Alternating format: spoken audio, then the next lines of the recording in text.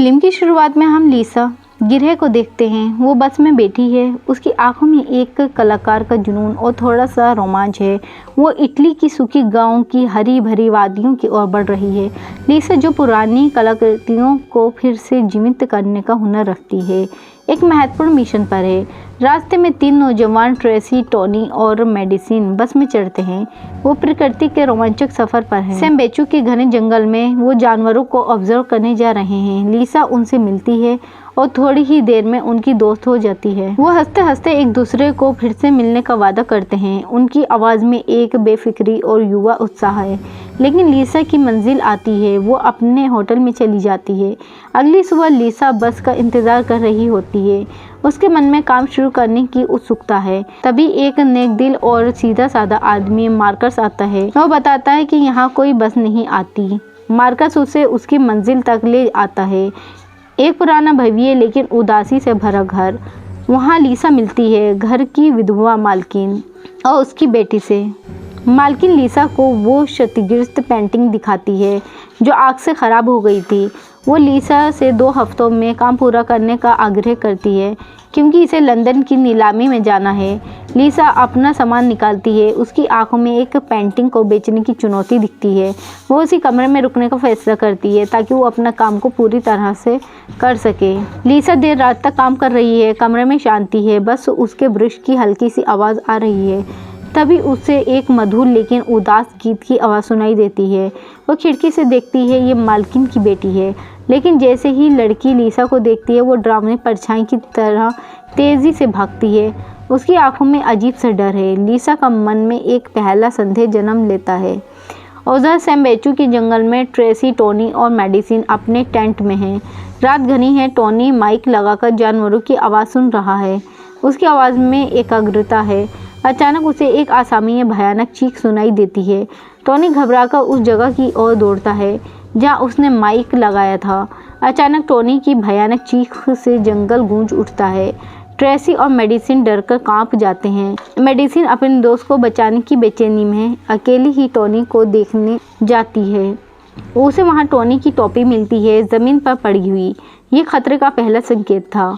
वे घबराहट में ट्रेसी के पास वापस भागती है, लेकिन इससे पहले कि वो कुछ समझ पाते, एक अज्ञात साया मेडिसिन को दबोच लेता है और उसे घसीटकर ले जाता है। ट्रेसी पर भी बर्बर हमला होता है। डर, दर्द और सहायता की चीखें जंगल की शांति को भंग कर देती हैं।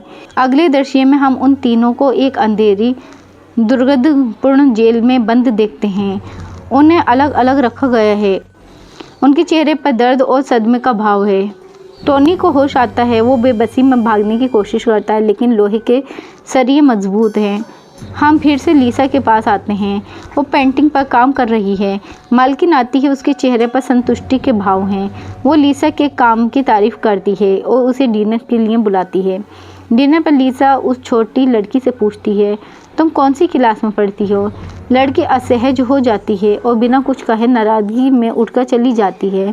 मालकिन गहरे दुख से बताती है कि उसकी बेटी एक बीमारी के कारण स्कूल नहीं जाती, वो अकेली रहती है। लिसा के मन में दया का भाव आता है। दूसरी ओर जेल के पास एक कुआं है। एक विशाल के धीमी चाल वाला, अजीब आवाज़ें निकालता हुआ मोटा आदमी आता है।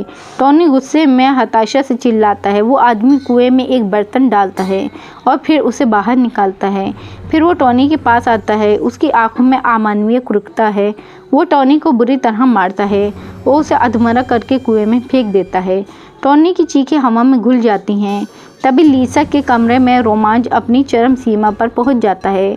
वो पेंटिंग में एक अजीब सा शापित चेहरा देखती है काम करते हुए। अचानक उसकी उंगली कट जाती है और खून की एक बूंद पेंटिंग पर गिरती है।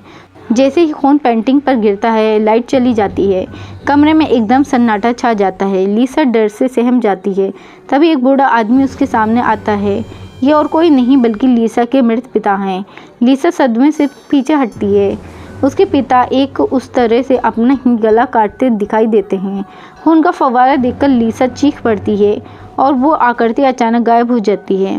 लिसा सांस रोक के बैठी है। जेल में 14 कैदी गुप्त रूप से गटर के ढक्कन खोलने की कोशिश कर रहा है। वो ट्रेसी और मेडिसिन को आशा देता है, चिंता मत करो, मैं तुम्हें यहाँ से निकालूंगा। लिसा सो रही है। उसे एक भयानक सपना आता है। एक अजीब दुष्ट औरत उसके पास आकर लेट जाती है और उसका गला दबाने लगती है। लिसा हाफती हुई उठती है। वो देखती है कि वो बेटी बेटी सो गई थी। तभी उसकी नज़र सामने पेंटिंग पर पड़ती है। पेंटिंग में बनी औरत बिल्कुल वैसी ही है जैसे उसने सपने में देखी थी। तभी वो छोटी लड़की कमरे में आती है। उसकी आवाज़ में अब चेतावनी और गहरा रहस्य है। ये औरत जो पेंटिंग में है एक चुड़ैल है। इसका नाम डोर है। ये पेंटिंग शापित है। अगर तुमने इसे पूरा करके जीवित कर दिया तो तुम भी शापित हो जाओगी। लिसा का मन में अब भय और अनुशिष्टता का तूफान उठ खड़ा होता है। लिसा मार्कस से मिलती है। वो बेचैनी में उसे अपने अजीब सपनों के बारे में बताती है कि वो कितने असली लगते हैं। मार्कस शांत और तर्कसंगत दिखते हुए उसे वहम बताकर समझा देता है। लिसा थोड़ी शांत होती है, लेकिन संदेह अभी भी बाकी है। जेल में मोटा आदमी फिर आता है। वो कुएं में बर्तन लटकाता है। कुएं के अंदर से हाथों की झलक मिलती है जो दर्द से अपना खून बर्तन में टपकाते हैं।